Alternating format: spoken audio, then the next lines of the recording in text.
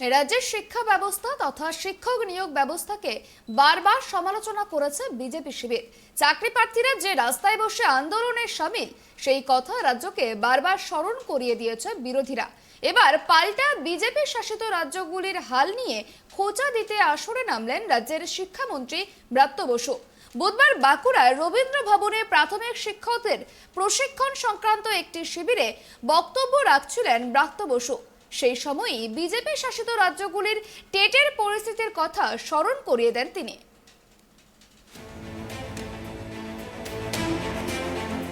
নিয়োগ দুর্নীতির অভিযোগে রাজ্যের প্রাক্তন শিক্ষামন্ত্রী সহ একাধিক শিক্ষা বিভাগের আধিকারিক জেল হেফাজতে রয়েছেন।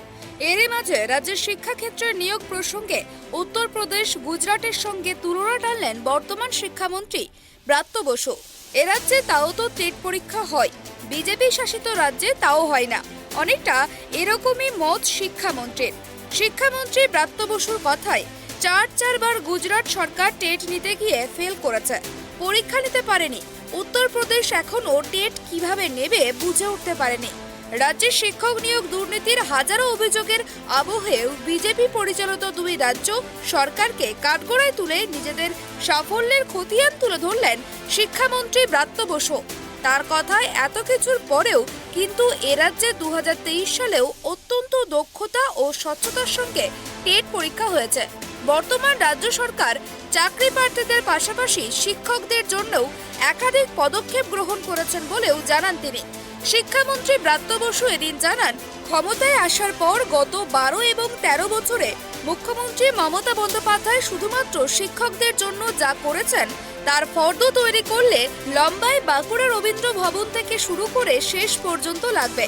এই বছর দেখুন, স্নাতক স্তরে এনইপির যে পরামর্শ, সেটা নিয়ে ইতিমধ্যেই উপাচার্য স্তরে একটা কমিটি গঠন হয়েছে। এরপর অধ্যক্ষদের স্তরে একটা কমিটি গঠন হবে। উপাচার্যরা যে সুপারিশ করবেন, অধ্যক্ষরা সেটা খতিয়ে দেখবেন। কিন্তু আমাদের বক্তব্য হচ্ছে যে এগুলো কবে করব তার থেকে গুরুত্বপূর্ণ হচ্ছে এগুলো লাগু করতে গেলে কেন্দ্রীয় সরকার বা ইউজিসির থেকে প্রচুর টাকা দরকার। ইউজিসি টাকার ব্যাপারে কোনো উচ্চবাচ্য করছে না, কিন্তু নানা রকম নিয়মকানুন চাপাচ্ছে। তার টাকার ব্যাপারে তারা যদি একটু খোলসা করে কথা বলে, তাহলে আমাদের রাজ্যের পক্ষে বা আরও অনেক রাজ্যের পক্ষে সুবিধা হয়। প্রধান শিক্ষক নিয়োগের যে প্রক্রিয়া, সেটা কবে থেকে শুরু হতে পারে? প্রধান শিক্ষক নিয়োগের প্রক্রিয়া আমি যতদূর জানি, মানে আমার কাছে যা খবর, আমাকে স্কুল সার্ভিস কমিশন যা জানিয়েছে, সেটা হচ্ছে যে এটা ল পাস হয়ে গেছে। এবার ক্যাবিনেট র্যাটিফাই হবে সম্ভবত এই মাসেই।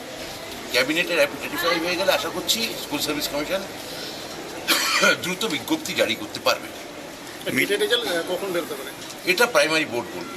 এটা এখনো টেটের রেজাল্ট তো বেরিয়ে গেছে, মানে কাউন্সিলিং চলছে, ফাইনাল সেটা প্রাথমিক শিক্ষা পর্ষদের চেয়ারম্যান জানাবেন। মিড ডে মিলের যে জয়েন্ট রিভিউ কমিটি হয়েছে মিড ডে মিলের নিয়ে, সেই চেয়ারম্যানের চিঠি কি আপনাকে উত্তর দিয়েছে? সেই চেয়ারম্যান ফাইনাল উত্তর এখনো দেয়নি আমার কাছে আজকে অবধি। আমি তো জেলায় আছি, আমি একটু পরে সচিবের সঙ্গে কথা বলবো, তখন বুঝতে পারবো। যদিও গত কয়েক মাস ধরে শিক্ষা বিভাগের একাংশ মহার্ঘ ভাতার দাবিতে অনশন শুরু করেছে, তবে শিক্ষামন্ত্রী ব্রাত্য বসুর বক্তব্যের চূড়ান্ত বিরোধিতা করে গেরুয়া শিবির। বাঁকুড়ার বিজেপি বিধায়ক নীলাদ্রি শেখর দানার কথায় পঞ্চায়েত ভোটের আগে শিক্ষামন্ত্রী ক্যাপ্টেনের শেখানো বুলি আওড়াচ্ছেন মানুষকে বিভ্রান্ত করার জন্য। একাধিক বিষয়ে বিজেপি শাসিত রাজ্য পশ্চিমবঙ্গের তুলনায় অনেকটাই এগিয়ে বলে মন্তব্য করেন বিজেপি বিধায়ক।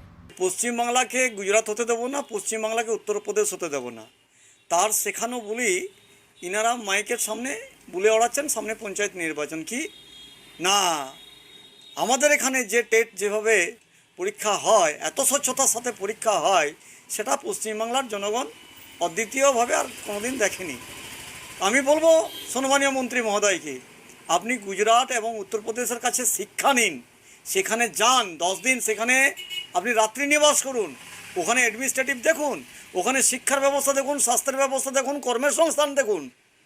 আজকে যে উত্তরপ্রদেশ, যে গুজরাট, এই পশ্চিমবাংলার শিক্ষিত বেকার যুবক যুবতীরা লাইন দিয়ে চলে যাচ্ছে একের পর এক, আর আপনাদের এখানে শিক্ষার দপ্তরটা চলে গেছে টোটালটাই জেলে।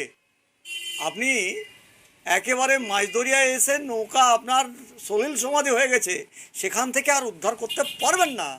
আপনি যতই মুখে রাম নাম প্রবচন নিন, জানি ভূতে ধরলে মানুষ রাম রাম রাম রাম উচ্চারণ করে, আপনি এখন সেই রাম নাম ধ্বনি নিতে চাইছেন, কিন্তু ওই কৃত্রিমভাবে রাম নাম ধ্বনি নিয়ে কোনো কাজ হবে না।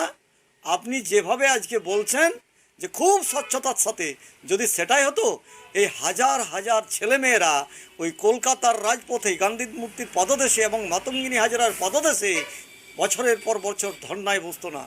বুধবার বাঁকুড়া রবীন্দ্র ভবনে প্রাথমিক বিদ্যালয়ের শিক্ষকদের রাজ্যস্তর অভিযোজন প্রশিক্ষণ শিবিরে যোগদান করেন ব্রাত্য বসু।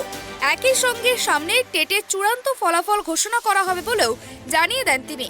রাজ্য প্রাথমিক শিক্ষা পর্ষদের আধিকারিকদের উদ্দেশ্যে শিক্ষামন্ত্রীর উপদেশ, চাপ, প্রতিকূলতা, মিডিয়া ট্রায়াল ও বিরোধীদের ট্রায়ালের মধ্যেও এতদিন যে কাজটা করে এলেন বাকিটাও ঠান্ডা মাথায় যেন করেন, সেই বার্তাই দেন তিনি। সিধু মান্ডির রিপোর্ট, ট্রাইব টিভি, বাঁকুড়া।